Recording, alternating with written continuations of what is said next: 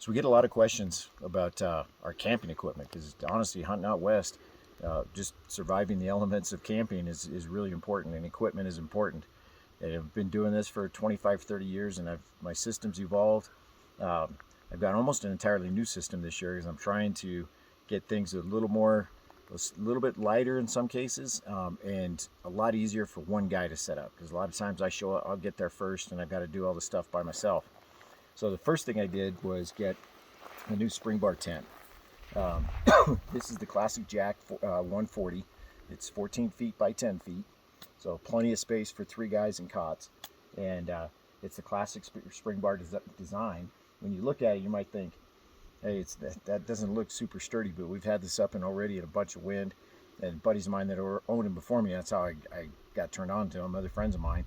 I've had them in really tough conditions, and they say they hold up just great, that SpringBar design.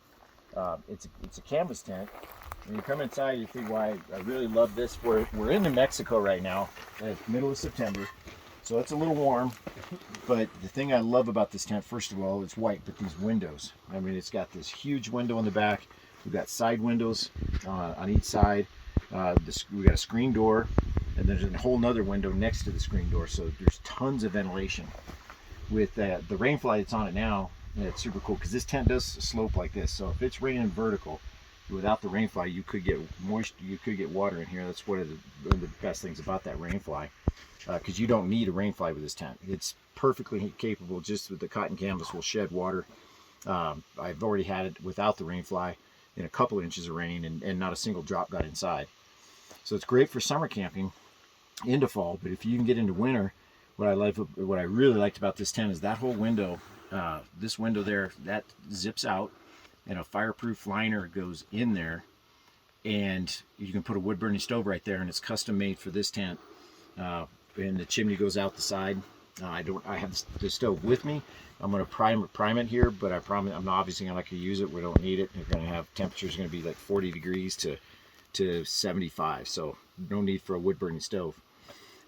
But right now we're set up for 2 guys. There's just tons of room, but 3 guys could fit in here really nicely with the cot. I love the white canvas. For one single light will just illuminate this entire tent. It's I've always been a big fan of white canvas, and I'm glad to have it back again. This thing has tons of different places to lashing points. So if you need to dry stuff, hang stuff up, you've got places to hang just all your gear, and then nice little organizing cubbies along the edge of the tent. But this is the SpringBar 140 Classic Jack. First time I've used it on a hunt. I've had it up about 6 or 7 times. My wife and I did a big long road trip this summer through the West, and used it pretty much every day, and loved it.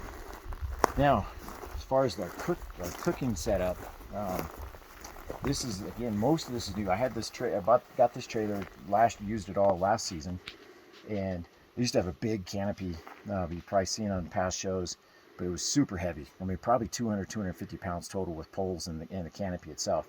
It was bulletproof, but it was so heavy, and I was just looking for something that's just lighter. And I saw this. This is the RhinoRack Batwing. Now, this is actually designed to go on a roof rack of a vehicle. So if you've got an SUV, especially if you've got the Rhino, if you don't have a roof rack, I highly recommend get a RhinoRack and this Batwing. It just bolts right onto the side, and this whole thing just folds out. Super easy to set up. It's all put together. The only thing you got to put together really is just the guy lines to tighten it out. It has side panels that you can add, and these side panels will zip together and Velcro together all the way around. If you want to completely enclose it, you can completely enclose this entire area. Setting this up without the side panels takes minutes. With the side panels and everything, I think I could have it set up by myself in probably 15 or 20 minutes.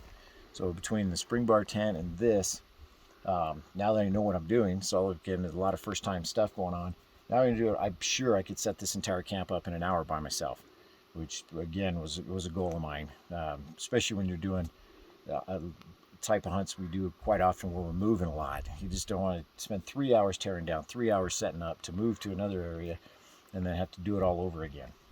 Now for cooking, you see this is brand new. I guess a brand new Mountaineer stove from Camp Chef. Finally decided with big pans and stuff, I needed a bigger stove, and this one's spectacular. It's like, I can't remember if it's 25 to 40,000 BTUs, but it will flat crank and boil water super fast. This is the last time you're ever going to see it this clean. It'll never be this clean again unless my wife's with me. It's got a Blackstone Griddle that travels, and I've been using this summer. Really love it for frying hamburgers and vegetables. If you're doing, French toast or pancakes, it's just super nice having a set of, standalone griddle setup like that. And I love this Camp Chef organizer too. It's brand new. That's where I keep all my spices, cooking oils, utensils, and it's just, you just zip it up and put it in, zip it up to pop the legs in, and it just travels there. You don't have to repack, and it's going to speed up the teardown substantially. Over here we've got our ice chest. Again, that's why I put this side panel up, really just to create shade for ice, because on Western hunts, ice management and water management are critical. If you're a couple hours away from ice, you've got to make sure you keep your ice chest shaded and cool, so you can maximize the amount of your ice retention. I could probably go, already been 2 days just driving from Arizona to get here, but I could probably go 7-8 days without needing ice with this setup, just because you are getting in and out of it. But ice retention is critical, so that's why that's up.